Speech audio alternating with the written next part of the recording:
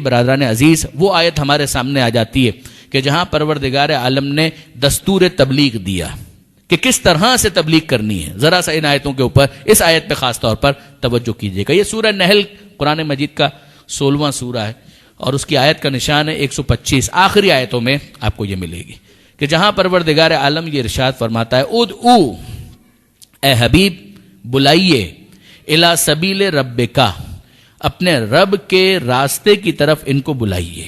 اور کیسے بلائیے؟ 3 چیزیں یہاں پر بیان کی گئیں. بالحکمہ، حکمت کے ساتھ بلائیے. والموعظۃ الحسنہ، اچھی طرح سے نصیحت کریں. وجادلہم باللتی ہی احسن، اور جب ان سے جدال کریں، بحث کریں تو جدال بھی اچھے طریقے سے کریں.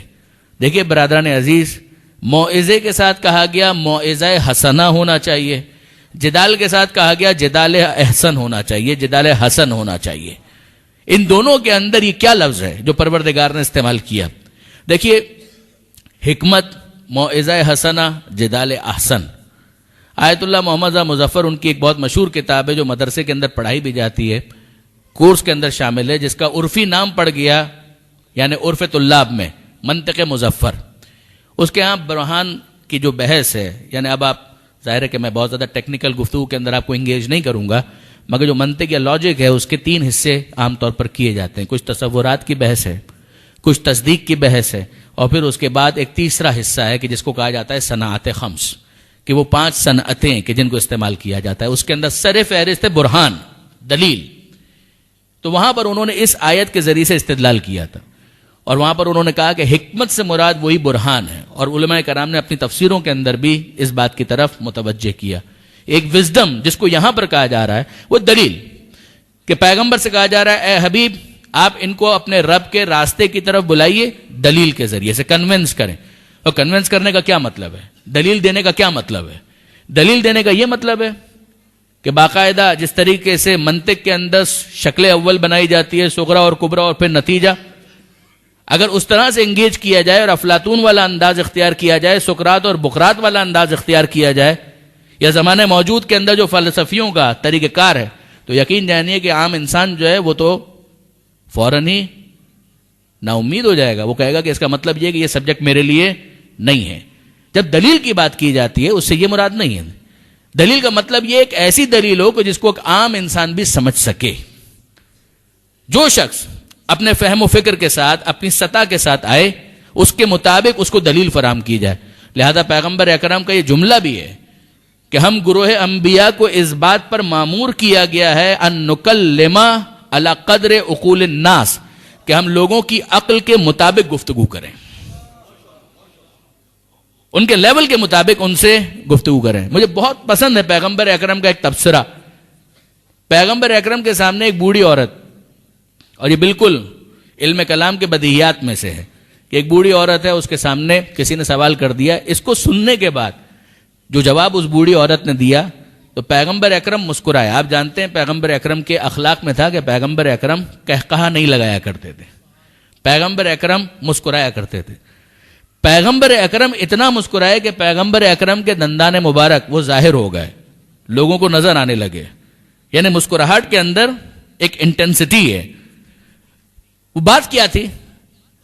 اس بوڑھی عورت کے سامنے کسی نے سوال کر دیا کہ تم اللہ کو مانتی ہو، خدا کو مانتی ہو؟ کہا کہ ہاں بالکل مانتی ہوں. اب آپ اندازہ کیجئے وہ معاشرہ جو جاہلیت زدہ معاشرہ ہے، جن کے مردوں کے اندر اتنی جاہلیت پائی جاتی ہے، ان کی عورتوں کا کیا حال ہوگا؟ اور عورتوں میں بھی ایک بوڑھی عورت. پیغمبر اکرم کے سامنے کوٹ کیا جا رہا ہے. اللہ کے رسول اس بوڑھی عورت سے پوچھا گیا کہ کیا تم خدا کو مانتی ہو؟ کہا کہ ہاں بالکل میں خدا کو مانتی ہوں. کیا کوئی دلیل ہے؟ کہا کہ بالکل دلیل بھی ہے. وہ اس وقت کیا کر رہی تھی؟ چرخہ چلا رہی تھی. اس نے کہا تمہاری دلیل کیا ہے؟ کہا دلیل یہ چرخہ ہے. یہ اتنا سا چرخہ تو مجھ جیسی بڑھیا کے چلائے بغیر چلتا نہیں ہے، تو یہ پوری کائنات بغیر خدا کے چل رہی ہے. کیا اس کے اندر کوئی بہت زیادہ فلسفیانہ انداز اختیار کیا گیا؟ کچھ بھی نہیں. آپ غور کیجئے، یہ جب دلیل پیغمبر اکرم کے سامنے پیش کی گئی تو پیغمبر اکرم مسکرائے، اور اتنا مسکرائے کہ دانت ظاہر ہو گئے. اور پھر پیغمبر اکرم نے فرمایا علیکم بدین العجائز، کہ کم سے کم اتنا دین تو تم سب کے پاس ہونا چاہیے جو دلیل اس بوڑھی عورت نے دی ہے، اس کے ذریعے سے جس طرح سے اس نے سمجھائے اتنا تو تم سب کو سمجھنا چاہیے. کہا کہ یہ دلیل اس انداز کی کہ جو عوامی ہو، عام سطح کی ہو، کہ جس کو ایک انسان آسانی سے کمپریہینڈ کر سکے. میں آپ کے سامنے ایک دوسری مثال عرض کروں برادران عزیز. دیکھیے جب ہم کتابوں کے اندر دیکھتے ہیں تو بڑی بڑی دلیلیں دی گئی ہیں جن کی اپنی اہمیت ہے، مجھے اس سے انکار نہیں ہے. وہ ساری دلیلیں ان کی اپنی ایک امپورٹنس ہے، اس کی اہمیت ہے.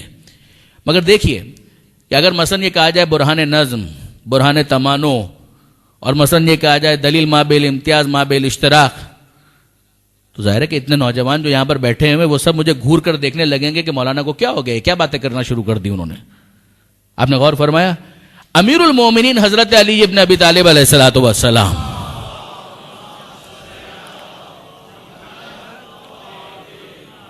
نہج البلاغہ کے اندر مولا کائنات کس طرح سے دلیل فراہم کرتے ہیں، وہی جو پیغمبر اکرم کے علوم کے وارث ہیں وہ کس طرح سے پریزنٹ کرتے ہیں. امیر المومنین فرماتے ہیں کہ دیکھو جتنے انبیاء آئے آدم سے لے کر خاتم تک ان سب نے ایک خدا کی بات کی ہے. اگر کوئی دوسرا خدا ہوتا تو کیا خالی بیٹھ جاتا؟ آدم آئے وہ کہہ رہے ہیں خدا ایک ہے، ابراہیم آئے وہ کہہ رہے ہیں خدا ایک ہے، نوح آئے وہ کہہ رہے ہیں خدا ایک ہے، آخری نبی آئے وہ کہہ رہے ہیں خدا ایک ہے، وہ سب کے سب کہہ رہے ہیں خدا ایک ہے. اگر وہ دوسرا خدا ہوتا تو وہ بھی اپنے نبیوں کو بھیجتا. یہ کیسے ہو سکتا ہے کہ ایک تو بھیج رہا ہے اور دوسرا خاموش بیٹھا ہوا ہے؟ یا وہ نہیں ہے یا وہ عاجز ہے. اگر نہیں ہے تو بات ختم ہو گئی، اور اگر عاجز ہے تو اس کا عاجز ہونا خود اس بات کی دلیل ہے کہ جو عاجز ہوتا ہے وہ سب کچھ ہو سکتا ہے، خدا نہیں ہو سکتا. آپ نے غور فرمایا یہ دلیل پیش کرنے کا وہ انداز جو معصومین کے ذریعے سے ہم تک پہنچا. اب آئیے اس کے بعد دوسری چیز جو وہاں پر بیان کی گئی وہ کیا ہے؟ حکمت کے ذریعے سے کا موعظہ حسنہ، کہ اچھی طریقے سے نصیحت کرنا. اور تیسرا کیا ہے؟ کا جادلہم باللتی ہی احسن، بحث بھی اگر کرنی ہے تو اچھی طریقے سے بحث کرنی ہے. کیا مطلب؟ ایسی بحث کہ جس کے اندر حسن ہو، بیوٹی ہو. ایک وہ انداز ہوتا ہے کہ جس کے اندر اس بات کی کوشش کی جاتی ہے کہ سامنے والے کا کریکٹر ایسیسینیشن کر دیا جائے، لیگ پولنگ کی جائے، تو اس کو یہ احساس وہ آفینڈڈ فیل کرے گا، تو بات اگر صحیح بھی ہوگی تو وہ مانے گا نہیں، دل دور ہو جائے گا. آپ غور فرمائیے گا کہ ان سے اگر بحث بھی کرنی ہے تو اس طرح سے بحث کرو جو جدال احسن ہو. ایک ہوتا ہے چڑھائی کرنا، چھا جانے کی کوشش کرنا، اسلام اس کا مخالف ہے. آپ دیکھیے برادران عزیز، پروردگار عالم نے سورہ قصص 28واں سورہ ہے، وہاں پروردگار عالم یہ ارشاد فرماتا ہے کہ تلک الدار الاخرہ، وہ آخرت کا گھر، نجعلھا، وہ ہم قرار دیتے ہیں، للذین، ان لوگوں کے لیے، لا یریدون علوا فی الارض، جو زمین پر چھا جانے کا ارادہ نہیں رکھتے، والعاقبۃ للمتقین، اور عاقبت وہ صاحبان تقوی کے لیے. یہ کیا ہے؟ پروردگار عالم وہاں پر بھی یہی سمجھا رہا ہے کہ تم چھا جانے کی کیوں کوشش کرتے ہو؟ یہ تمہارا ارادہ کیوں ہے کہ سامنے والے کو مغلوب کر لو؟ نہ، اپنی بات پیش کرو، اپنی بات بیان کرو. تمہیں ڈیفینس کرنا پڑ جائے ایک الگ بات ہے، ورنہ تمہارا ارادہ یہ کیوں ہو کہ سامنے والے کو کسی طریقے سے لیٹ ڈاؤن کرنا ہے، کسی طریقے سے سامنے والے کو ذلیل کرنا ہے. کیوں یہ ارادہ ہو؟ کہ یہ ارادہ تمہارا نہیں ہونا چاہیے. وہاں پر ہم دیکھتے ہیں پروردگار کہتا ہے جدال کرو، جدال احسن. جدال کا مطلب بحث کرنا. کیا فرق ہے اس میں اور اس برہان کے اندر، دلیل کے اندر؟ ایک فرق ہے. دیکھیے برادران عزیز، بحث کا مطلب یہ ہے، جدال کا مطلب یہ ہے کہ کوئی کامن ڈینومینیٹر موجود ہو، کوئی ایسی جگہ ہو کہ جہاں سے گفتگو کو شروع کیا جا سکے، کوئی ایسا نقطہ ہو جو ایگریڈ اپون ہو، جو مسلمات میں شمار ہو. میں آپ کی خدمت میں آسان سی مثال عرض کروں. مباہلہ کے اندر کیا ہوا تھا؟ پروردگار عالم نے جو آیتیں نازل کی ہیں سورہ آل عمران کی، اگر آپ ان کو دیکھیں، نصارہ نجران آتے ہیں، پیغمبر اکرم کے سامنے سوال کرتے ہیں، پیغمبر اکرم قرآن کی آیتوں کی روشنی میں ان کو جواب دیتے ہیں. ان کے اعتراضات میں سے ایک اعتراض یہ تھا نا کہ بھائی عیسیٰ علیہ السلام کا باپ کون ہے؟ کیونکہ کوئی ان کا باپ نہیں ہے، لہذا پروردگار عالم معاذ اللہ ان کا باپ ہے. آپ غور کیجئے، اگر یہاں پر لیٹ ڈاؤن کرنا ہو تو کتنی گنجائش موجود ہے؟ اگر سامنے والے کو، فریق مخالف کو ذلیل کرنا ہو تو کتنی گنجائش موجود ہے؟ بہت کچھ ایسا کہا جا سکتا ہے کہ جس سے وہ بالکل آفینڈڈ بھی فیل کرے گا، مغلوب بھی ہو جائے گا، کچھ بول بھی نہیں پائے گا. لیکن نہیں، اسلام کا یہ انداز نہیں ہے، قرآن کا یہ انداز نہیں ہے. اس موقع پر کیا کہا گیا؟ اس موقع پر کہا گیا اے حبیب ان سے کہہ دیجئے انا مسئلہ عیسیٰ عند اللہ کا مسئلہ آدم، عیسیٰ کی مثال اللہ کے نزدیک آدم کی مثال ہے۔ وہ خدا جو بغیر ماں اور باپ کے آدم کو پیدا کر سکتا ہے، وہ بغیر باپ کے تنہا ماں سے عیسیٰ کو کیوں پیدا نہیں کر سکتا؟ آپ نے غور فرمایا کہ یہ بحث کرنے کا انداز ہے۔ اب یہ بات کس سے کہی جا سکتی ہے؟ جو آدم کو مانتا ہو۔ یہ ہے وہ کامن ڈینومینیٹر کہ جہاں سے بات کو شروع تو کیا جا سکے۔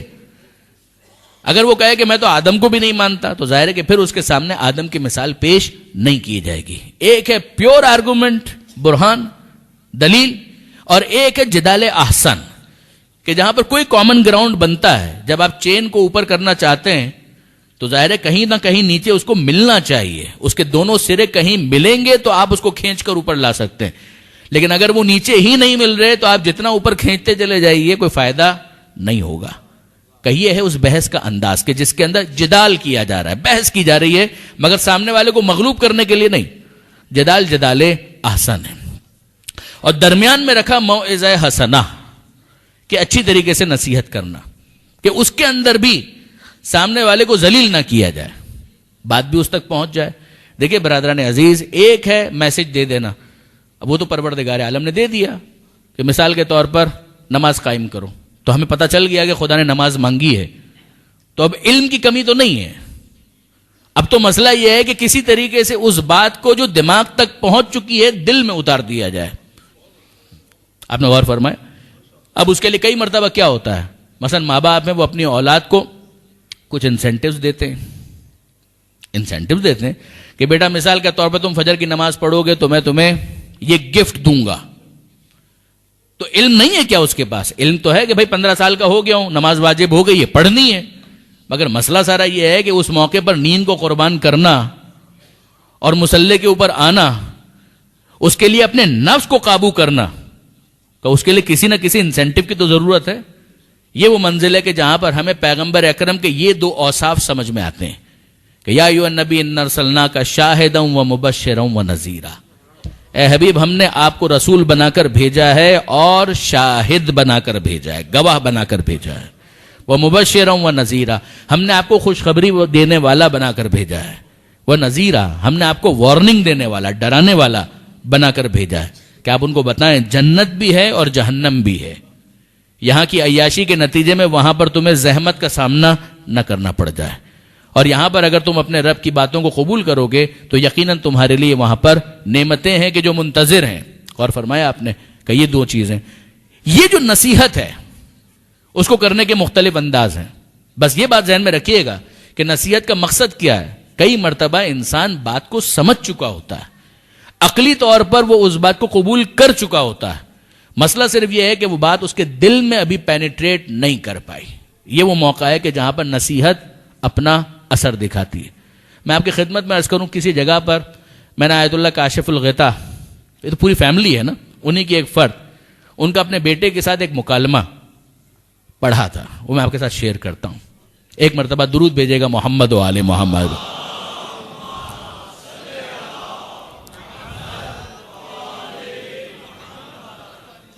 ان کے بارے میں لکھا ہے، اور تربیت ہی کہ کسی آرٹیکل میں یہ بات لکھی ہوئی تھی کہ وہ صبح نجف حرم امیر المومنین، اب تو ماشاءاللہ زائرین اتنی بڑی تعداد میں جاتے ہیں کہ میرا اندازہ ہے کہ 50% تو یہاں پر بھی وہ مومنین ہوں گے کہ جنہوں نے کربلا اور عراق اور نجف کی زیارت کی ہوگی۔ پروردگار ہر ایک کو بار بار نصیب کرے۔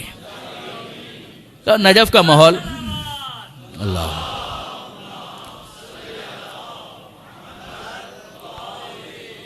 نجف کا ماحول، اور آیت اللہ کاشف الغطا اپنے گھر سے فجر کی نماز پڑھنے کے لیے نکل رہے ہیں۔ بیٹا ہے، جوان ہے، اور انہوں نے اس کو جگایا، بیدار کیا، بیٹا نماز کا وقت ہو گیا ہے، چلو۔ اس نے کہا بابا آپ چلیں، میں پیچھے آتا ہوں۔ تو وہ آیت اللہ کاشف الغطا کو تو معلوم ہے کہ اس کا کیا مطلب ہے۔ بیٹا اگر یہ کہہ رہا ہے تو اس کا مطلب یہ ہے کہ تھوڑی سی وہ لبرٹی لے کے باپ چلا جائے تو ہو سکتا ہے کہ پھر اس کے بعد کروٹ بدل کر، بچہ تو بچہ ہے، جوان ہے بھی نیا نیا، تو ظاہر ہے اس طرح کی چیزیں تو ہوں گی، نیچرل ہے۔ تو اس نے اس طرح سے کہا کہ بابا آپ چلیں، میں پیچھے آتا ہوں۔ کہا کہ نہیں بیٹا، ہم ساتھ ہی چلتے ہیں، ویٹ کرتے ہیں، آپ کا انتظار کرتا ہوں، اس کے بعد ساتھ چلیں گے۔ اب اس کو سمجھ میں آیا کہ اچھا اب تو باپ جائے گا نہیں، تو اس کو اٹھنا پڑا. اتنا احترام تو تھا اس کے دل میں. وہ کھڑا ہو گیا، وضو کیا، اور باپ اور بیٹے دونوں اپنے گھر سے پیدل حرم کی طرف جانے لگے. راستے میں کچھ فقیر نظر آئے جو حرم کے دروازے پر بیٹھے ہوئے تھے. اب یہ جملہ دیکھیے آیت اللہ کاشف الغطا کیا کہتے ہیں. انہوں نے کہا بیٹا ایک بات بتاؤ، یہ فقیر جو یہاں پر بیٹھے ہیں ان کو کتنی بھیک مل جائے گی؟ کہا بابا کچھ پیسے تو مل جائیں گے. اب میں کرنسی تبدیل کر رہا ہوں کہ مثلا ہم روپے کے اندر کہیں کہ مثلا بابا ہو سکتا ہے سارا دن اگر بیٹھیں 25 50 100 روپے ان کو مل جائیں گے، 200 روپے مل جائیں گے، یہی مل جائے گا. کہ ایک بات بتاؤ، کیا یہ یقین سے جانتے ہیں اس بات کو کہ اتنے پیسے ان کو مل جائیں گے؟ صبح صبح اگر بیٹھے ہیں یہاں پر، کیا ان کو یقین ہے کہ اتنے پیسے اپنی رات قربان کر کے، اپنی نیند قربان کر کے یہاں پر آ کر بیٹھ گئے، تو کیا ان کو یقین ہے کہ 100 روپے ان کو مل جائیں گے؟ کہا کہ نہیں بابا یقین تو نہیں ہوگا، لیکن ایک امکان، شک کی حالت میں ہوں گے، مگر بہرحال ایک امکان تو ہے، شاید مل جائیں. اب وہ نصیحت کا جملہ ان کی طرف سے آتا ہے کہ بیٹا یہ مشکوک فائدے کے لیے اپنی نیند قربان کر کے یہاں پر آ کر بیٹھ گیا. اگر تمہیں واقعاً اس ثواب پر یقین ہو کہ جو فجر کی نماز حرم امیر المومنین کے اندر پڑھنے کا ہے، تو کیسے ممکن ہے کہ تم بستر پر سوتے رہ جاؤ اور یہاں پر نہ آؤ؟ وہ مشکوک فائدے کے لیے اپنا بستر چھوڑ سکتا ہے، تم یقینی فائدے کے لیے اپنا بستر نہیں چھوڑ سکتے. اب یہاں پر کیا کیا گیا ہے برادران عزیز؟ علم کی جہاں تک بات ہے، سمجھانے کی جہاں تک بات ہے، وہ تو پہلے اس کو معلوم ہے کہ فجر کی نماز واجب ہے. میں 15 سال کا ہو چکا ہوں، بلکہ 15 سال سے کچھ پہلے ہی عام طور پر لڑکوں کے اوپر نماز واجب ہو جاتی ہے، اس کو معلوم ہے. مگر مسئلہ سارا یہ ہے کہ وہ چیز جو اس کی عقل کے اندر ہے، علم بن کر ہے، اب اسے اخلاق کا حصہ بنانا ہے، اسے دل میں اتارنا ہے. تو اس کے لیے ایک نصیحت کا موقع تلاش کرنا ہوگا. اگر وقت سے پہلے بار بار ایک ہی جملے کو تکرار کیا جائے، وہ بات ضائع ہو جائے گی. اور اگر وقت کو مس کر دیا جائے تو اپارچونٹی لاسٹ. اب آپ کی خدمت میں عرض کروں برادران عزیز کہ اب ذرا آئیے اور سیرت پیغمبر ختمی مرتبت احمد مجتبی محمد مصطفیٰ صلی اللہ علیہ وآلہ وسلم،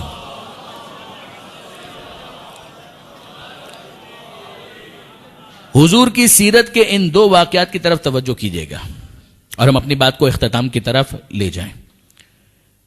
آپ سب کے حافظے کے اندر اور علم میں یہ بات ہے، اس بوڑھی عورت والا قضیہ. پیغمبر اکرم اپنے گھر سے، اور اب مدینہ منورہ اور مکہ معظمہ کے حوالے سے ہم دعا مانگے کہ وہ مقامات ہمارے لیے زیارت گاہ ہیں. پروردگار عالم ہر ایک کو حج اور زیارت مدینہ کی بار بار توفیق نصیب فرمائے. تو آپ جا کر اس محلے کو دیکھیں کہ جہاں پر پیغمبر اکرم رہا کرتے تھے، محلہ بنی ہاشم.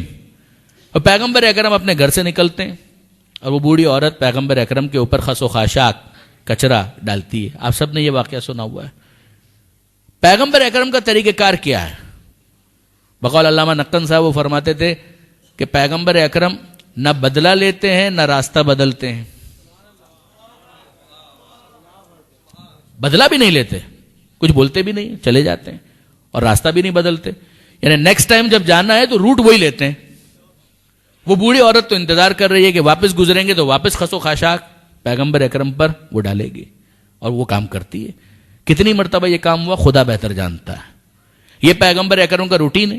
اپنے گھر سے نکلتے ہیں، وہ بوڑھی عورت کا روٹین ہے، وہ خس و خاشاک لے کر کھڑی ہوئی ہے، پیغمبر اکرم کو دیکھتی ہے اور پیغمبر اکرم کے اوپر وہ کچرا ڈال دیتی ہے. پیغمبر اکرم سائلنٹلی وہاں سے موو کر جاتے ہیں، آگے بڑھ جاتے ہیں.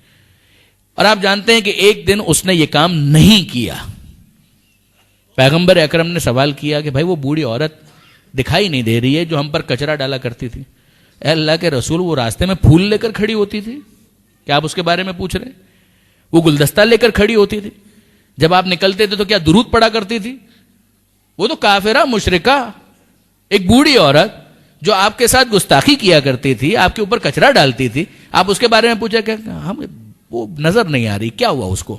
تو کسی نے کہا اللہ کے رسول وہ بیمار ہے. پیغمبر اکرم کہا کہ کہاں اس کا گھر کس طرف ہے؟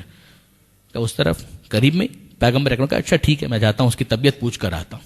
پیغمبر اکرم گئے اور جیسے ہی اس نے پیغمبر اکرم کو دیکھا تو کیا جملہ کہا؟ کامنٹ پاس کیا، آج آپ مجھ سے بدلہ لینے کے لیے آئے ہیں جب میں بیمار ہوں، فکر ہر کس بقدر ہمت اوست، ٹپکے گا وہی ظرف سے جو ظرف میں ہوگا. وہ بیچاری اپنے اینگل سے جو اس کا ظرف ہے اسی اعتبار سے وہ بات کر رہی ہے. پیغمبر اکرم کیا جملہ کہتے ہیں؟ پیغمبر اکرم کہتے ہیں اے کنیز خدا، میں بدلہ لینے نہیں آیا. اب آپ غور کیجئے برادران عزیز، یہ جو پیغمبر اکرم عیادت کے لیے آئے ہیں، یہ کون سا حق ہے کہ جس کو پیغمبر اکرم ادا کر رہے ہیں؟ کہ یہ حق اسلام ہے؟ وہ مسلمان تو نہیں ہے. ہم یہ کہیں ایک مسلمان کو دوسرے مسلمان کے ساتھ ایسا ہونا چاہیے اور ویسا ہونا چاہیے تو بات سمجھ میں آتی ہے. ہم یہ کہیں ایک مومن کو دوسرے مومن کے ساتھ ایسا ہونا چاہیے، اس کے دکھ درد میں شریک ہونا چاہیے، بات سمجھ میں آتی ہے. نہ وہ مسلمان ہے نہ وہ مومنہ ہے. تو پیغمبر اکرم اس کی عیادت کے لیے جو جا رہے ہیں، نہ یہ حق اسلام ہو سکتا ہے نہ یہ حق ایمان ہو سکتا ہے. تو پھر پیغمبر اکرم اس کی عیادت کیوں کر رہے ہیں؟ اسی رشتے کو سمجھانے کے لیے پیغمبر اکرم نے پہلے کہا اے کنیز خدا، کہ چاہے تو مسلمان نہ ہو، چاہے تو مومنہ نہ ہو، مگر اللہ کی ایک کنیز تو ہے، اللہ کی بندی تو ہے. مجھے پتا چلا کہ تو بیمار ہے، میں تو فقط تیری عیادت کے لیے آیا تھا، میں پوچھنے کے لیے آیا تھا کہ اب صحت کیسی ہے. جسمانی طور پر تو اب بیمار ہوئی ہے، روحانی طور پر پہلے سے بیمار تھی. جسمانی طور پر صحت اس کو بعد میں ملے گی، مگر پیغمبر اکرم کا یہ جملہ سنا اور روحانی اعتبار سے شفا پا گئی. اور اب کہتی ہے کہ مجھے بتائیے آپ کے دین میں داخل ہونا ہو تو کیا طریقہ اختیار کیا جائے. میں جو اپنے نوجوان دوستوں کو متوجہ کرنا چاہ رہا ہوں، مجھے صرف اتنا بتائیے کہ جب پیغمبر اکرم اس کی عیادت کرتے ہیں تو پیغمبر نے کون سی دلیل اس کے سامنے پیش کی ہے؟ کون سا برہان اس کے سامنے پیش کیا؟ ایک سوال ہے نا کہ یہ تینوں طریقے جن کی اپنی اہمیت ہے، ان میں سب سے ایفیکٹو کون سا ہے؟ سب سے ایفیکٹو کون سا ہے؟ دیکھیے برہان کی بہت اہمیت ہے، میں اس کا منکر نہیں ہوں. دلیل کی بڑی اہمیت ہے، میں اس کے خلاف نہیں ہوں. مگر سوال سارا یہ ہے کہ ان تینوں طریقوں میں سب سے زیادہ ایفیکٹو کون سا ہے؟ ذہن میں شاید یہ آئے کہ دلیل، جی نہیں، دلیل اہم ضرور ہے، مگر سب سے زیادہ ایفیکٹو انسان کا اخلاق ہے، اس کا کردار ہے، کہ وہ لوگوں کے ساتھ ڈیل کیسے کرتا ہے، وہ بات کیسے کرتا ہے، لوگوں کے ساتھ اس کا انداز کیسا ہے، اس کی گفتگو کیسی ہے. وہ اخلاق ہے کہ جو سب سے زیادہ امپریسو ہوتا ہے. میں کبھی نہیں بھولوں گا برادران عزیز، کینیا میں، نیروبی میں ایک دفعہ ماہ رمضان کی تقریروں کے لیے جانے کا اتفاق ہوا تھا، اور وہاں پر ایک مدرسہ تھا. اس مدرسے کے اندر وہاں کے جو لوکلز، مقامی افریکنز، وہ اس کے اندر ایڈمیشن ان کے تھے اور ان کو دین سکھایا جا رہا تھا. کبھی نہیں بھول سکتا، وہیں پر ایک لوکل وہاں کا جو مقامی استاد تھا، میں نے اس سے کچھ ڈسکس کیا اور میں نے اسے سوال کیا. اچھا، he was very good at English. وہ اپنی لوکل جو لینگویج تھی سواحلی، وہ بھی بہت اچھی بول رہے تھے، عربی بھی ان کو آتی تھی. تو گفتگو ہو رہی تھی، تو میں نے ان سے پوچھا کہ یہ بتائیے کہ جہاں جس علاقے کے اندر ہم لوگ ہیں افریقہ کے، یہاں پر تبلیغ کے اعتبار سے اسلام کہاں پر ہے اور کرسچینٹی کہاں پر ہے؟ کمپیئر کریں just for the sake of understanding, تو ہمیں پتا تو چلے اسٹیٹسٹکس وائز کہ کیا معاملہ ہے.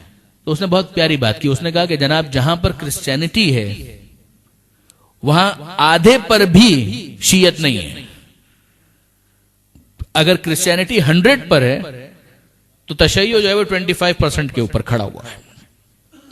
اور یہ بھی انقلاب اسلامی کے بعد، جب خانہ فرنگ بنا اور دوسری چیزیں ہوئی اس کے بعد، ورنہ اس سے پہلے کچھ بھی نہیں تھا. تو میں نے کہا کہ بھائی مسئلہ تو یہ ہے کہ کرسچینٹی تو آرگومنٹ میں تو بہت ویک ہے. ٹرینٹی کو تو آپ کیسے جسٹیفائی کریں گے؟ In the name of the father, the son and the holy ghost, باپ کے نام سے، بیٹے کے نام سے، روح القدس کے نام سے. خدا ایک بھی اور تین بھی اور تین بھی ایک بھی ہے.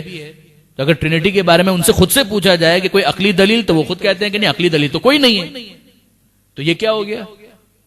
جس کے پاس عقلی دلیل کوئی نہیں ہے اس کے بارے میں آپ کہہ رہے ہیں کہ وہ اتنا زیادہ پروپیگیٹ کر پائے، اتنے زیادہ افراد کرسچن بن گئے. کہا کہ ہاں بالکل ایسا ہی ہے. تو میں نے کہا کیوں، وجہ کیا ہے؟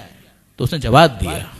اس نے کہا کہ بات یہ ہے کہ جب کرسچنز یہاں پر آ کر تبلیغ کرتے ہیں تو وہ تبلیغ بعد میں کرتے ہیں. پہلے یہاں پر اسپتال بناتے ہیں، اسکول بنائیں گے، کلینک بنائیں گے، کھیلنے کا گراؤنڈ بنائیں گے، کھانا کھلائیں گے.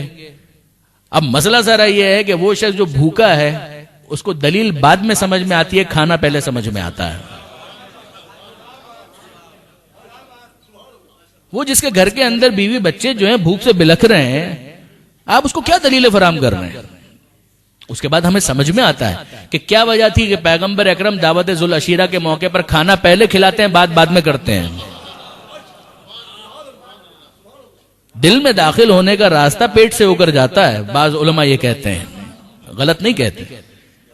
بات سادی سی یہ ہے کہ اگر ایک شخص بھوکا ہے، کاد الفقر ان یکون کفرن، انسان کا فقر اسے کفر تک پہنچا دیتا ہے۔ نہیں پہنچنا چاہیے ایک الگ بات ہے، مگر پریکٹیکلی ہوگا یہی کہ اگر ایک انسان ہے، اس کے گھر میں روٹی نہیں ہے، اس کے پاس کھانے کے لیے کچھ نہیں ہے، آپ اس کو کہیں نماز پڑھنے کے لیے آؤ، آپ اس کو کہیں دین کی طرف آؤ، کہ دین تو اس وقت مجھے سمجھ میں آئے گا جب میرے گھر والوں کو کچھ کھانا تو ملے۔ اب جب کھانا مل جائے تو اس کے بعد دلیل کمزور بھی ہو تو قبول کر لی جاتی ہے۔ اچھا، وہ کہتے ہیں کہ وہ لوگ اس طرح سے شروع کرتے ہیں کہ دودھ کے ڈبے پہلے بھجواتے ہیں، روٹی پہلے پہنچاتے ہیں، کلینک پہلے بنواتے ہیں، کھیلنے کے لیے گراؤنڈ پہلے دیتے ہیں، چھوٹا موٹا اسکول پہلے بنا دیتے ہیں۔ اب جب ان کو اطمینان ہو جاتا ہے کہ یہ لوگ ہمارے لیے مفید ہیں تو وہ کمزور دلیل کو بھی نظر انداز کر دیتے ہیں۔ کہا ہمارا کیا طریقہ ہے؟ کہا ہمارا طریقہ یہ ہے کہ ہم ان کی بھوک کو نظر انداز کرتے ہیں، تمام تر مسائل کو نظر انداز کرتے ہیں، اسٹارٹ کرتے ہیں come to Islam, come to Islam, come to Islam. میں آپ کو اطمینان کے ساتھ کہتا ہوں برادران عزیز، ایک طالب علم کی حیثیت سے اطمینان کے ساتھ کہتا ہوں کہ 1 گھنٹے کی تقریر وہ اثر نہیں کرے گی جو وہ ایک جملہ اثر کرے گا۔ یہ ہوتا ہے۔ امیر المومنین حضرت علی ابن ابی طالب علیہ الصلوۃ والسلام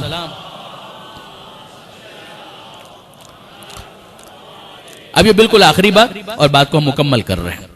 امیر المومنین کے حوالے سے یہ ملتا ہے کہ امیر المومنین پیغمبر اکرم کی سیرت اخلاق، اس اینگل سے بات کو میں اختتام کی طرف لے جا رہا ہوں کہ پیغمبر اکرم کے اس شاگرد اور شاگرد رشید کہ جس نے یہ جملہ کہا کہ انا عبد من عبید محمد، میں محمد کا غلام، ہمارا فخر ہے کہ ہم اس علی کو مولا مانتے ہیں کہ جو رسول کا غلام۔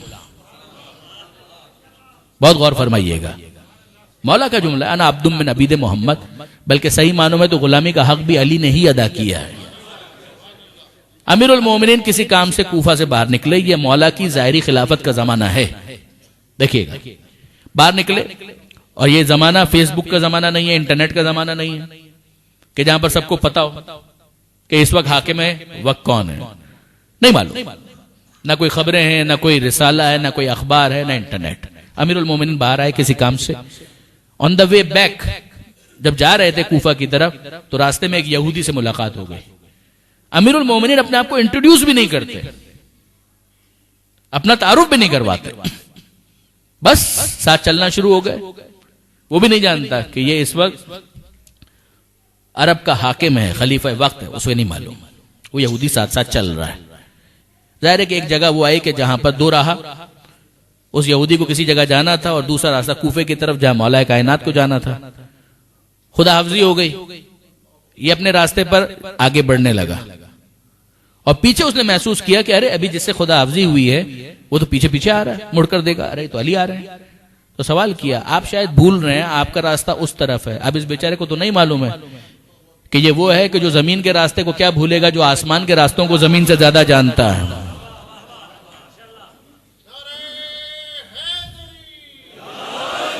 تو مولا نے کہا کہ نہیں، میں راستہ نہیں بھولا، مجھے اچھی طرح سے معلوم ہے کہ کوفہ کا راستہ کون سا ہے۔ کہا پھر یہاں پر آنے کا کیا مقصد؟ کہا کہ بات سادی سی اتنی ہے کہ میں جس دین کا ماننے والا ہوں، جس اسلام کو میں مانتا ہوں، ہمارے رسول کا ایک پیغام ہے۔ پیغام یہ ہے کہ اگر کوئی تمہارے ساتھ سفر کر رہا ہو تو سفر کے اختتام پر ایک حق اس کا تمہاری گردن پر آ جاتا ہے۔ میں تو بس اس حق کو ادا کرنے کے لیے چاہ رہا تھا کہ تھوڑا اور تمہیں کمپنی دوں، مشایعت کروں، پھر اس کے بعد میں اپنی راہ پر چلا جاؤں گا۔ کہا اب مجھے سمجھ میں آیا، وہ یہودی کہتا ہے کہ اب مجھے سمجھ میں آیا کہ اسلام کیسے پھیلا، اسلام کیسے پھیلا۔ یہ ہے وہ کردار کی تبلیغ برادران عزیز۔ بے شک ادعو الی سبیل ربک بالحکمہ، اے حبیب اپنے رب کے راستے کی طرف بلائیے حکمت کے ذریعے سے، والموعظۃ الحسنہ وجادلہم باللتی ہی احسن، دلیل کی بہت اہمیت ہے، اچھی طریقے سے بحث کرنے کی بڑی اہمیت ہے، مگر یقین جانیے برادران عزیز یہ جو پروردگار نے کہا ہے نا موعظہ حسنہ، یہ جو خدا نے کہا انک لعلی خلق عظیم، کہ یقیناً آپ اخلاق عظیم کی منزل پر ہے، جتنا زیادہ یہ ایفیکٹو ہے کوئی دوسری چیز اتنی ایفیکٹو نہ ہے نہ ہو سکتی ہے، نہ اس زمانے میں، نہ آج کے زمانے میں، اور نہ قیامت تک کوئی دوسری چیز اتنی ایفیکٹو نہیں ہو سکتی کہ جتنی انسان کا کردار افیکٹو ہوتا ہے. بس اختتام چھٹے امام کے اس جملے پر کرتے ہیں. چھٹے امام یہ جملہ کہتے ہیں کونو دعات الناس الی اللہ بغیر السنتکم، لوگوں کو اللہ کی طرف اس طرح سے بلاؤ کہ تمہیں تمہاری زبان استعمال نہ کرنا پڑے. برحمتك يا أرحم الراحمين وصلى الله على محمد وآله الطاهرين.